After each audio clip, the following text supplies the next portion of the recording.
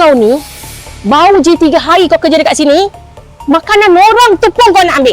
Malulah muka aku ni, Intan.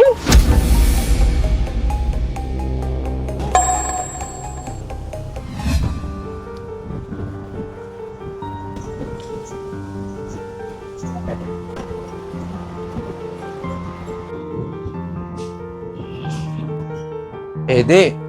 Awak ke? Yang ambil makanan abang? Ya bang, saya minta maaf bang. Saya lapar sangat. Tapi saya nak beli makanan, saya tak ada duit. Dek.